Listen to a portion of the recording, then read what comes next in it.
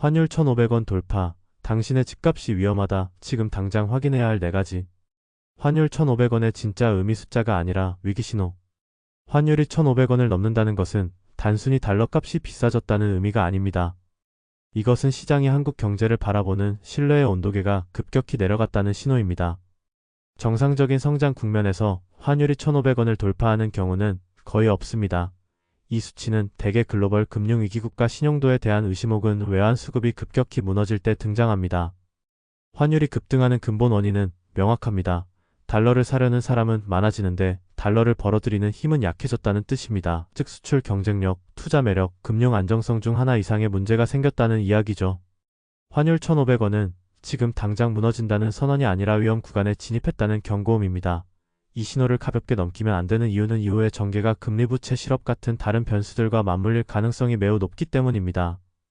환율이 급등하면 많은 사람들은 먼저 수입 물가나 해외여행 비용을 떠올리지만 실제로 가장 큰 충격을 받는 곳 중 하나가 바로 부동산 시장입니다.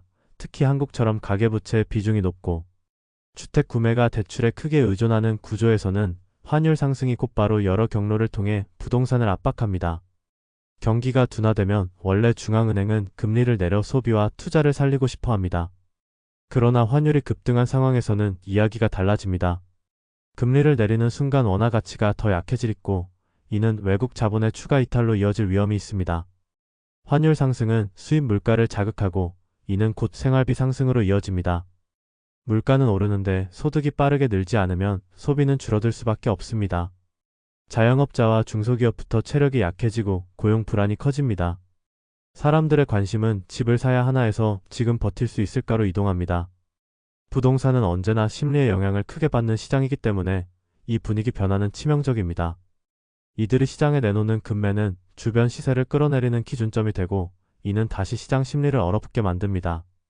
결국 환율 급등은 부동산을 한 번에 무너뜨리는 망치가 아니라 서서히 조여오는 압박 장치에 가깝습니다. 금리, 자금, 소비 심리가 동시에 위축되면서 부동산 시장은 거래 절벽과 가격 조정이라는 긴 터널로 들어가게 됩니다. 환율이 1,500원을 넘는다는 이야기만 나오면 많은 사람들이 가장 먼저 떠올리는 단어가 바로 폭락입니다. 특히 부동산 시장에서는 이번엔 진짜 끝 아니냐는 극단적인 전망이 빠르게 확산됩니다. 그러나 역사적으로 보나 한국 부동산의 구조를 놓고 보나 전국적인 동시 폭락 가능성은 생각보다 높지 않습니다. 중요한 것은 폭락이냐 아니냐가 아니라 어디가 얼마나 다르게 흔들리느냐입니다.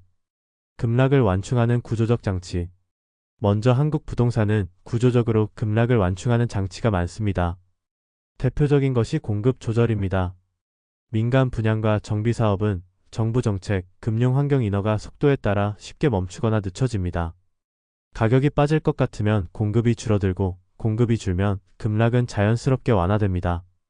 이 때문에 한국 부동산은 주식처럼 하루아침에 50%가 빠지는 구조가 아닙니다. 두 번째는 정부 개입 가능성입니다. 부동산은 단순한 자산 시장이 아니라 정치, 금융, 가계, 경제와 직결된 분야입니다. 집값이 급락하면 가계 자산이 무너지고 금융권 부실이 커지며 이는 곧 정권의 부담으로 돌아옵니다.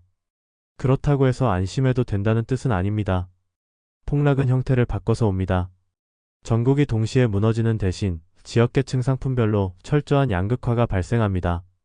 지방 중소도시, 수도권, 외곽 신축, 미분양이 많은 지역은 수요가 얇기 때문에 작은 충격에도 가격이 크게 흔들립니다.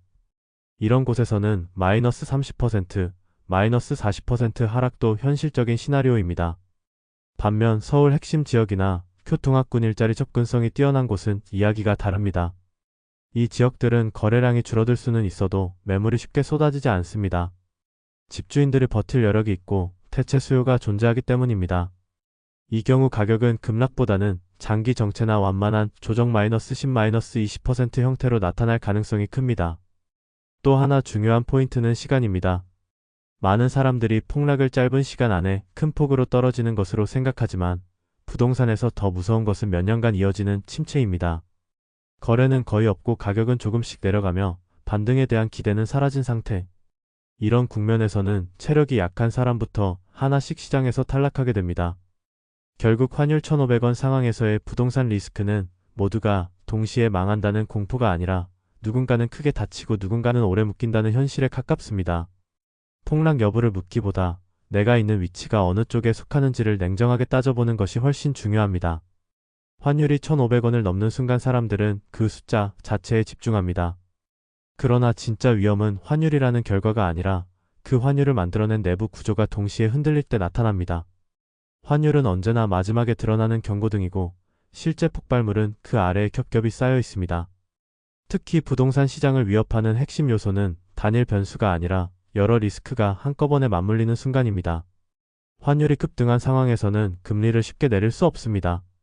경기는 둔화되는데 금리는 높은 상태로 유지되거나 최악의 경우 추가 인상 압박까지 받습니다.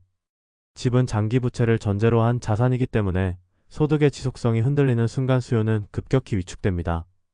신규 매수자는 사라지고 기존 보유자는 방어 모드로 들어갑니다.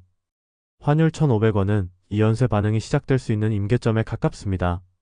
그래서 진짜 공포는 환율이 얼마냐가 아니라 이 4개가 동시에 터지느냐에 달려 있습니다. 지금 당장 해야 할 것. 결국 이 구간에서 살아남는 전략은 예측이 아니라 대비입니다. 환율은 방향을 알려주는 신호일 뿐 선택은 각자의 몫입니다.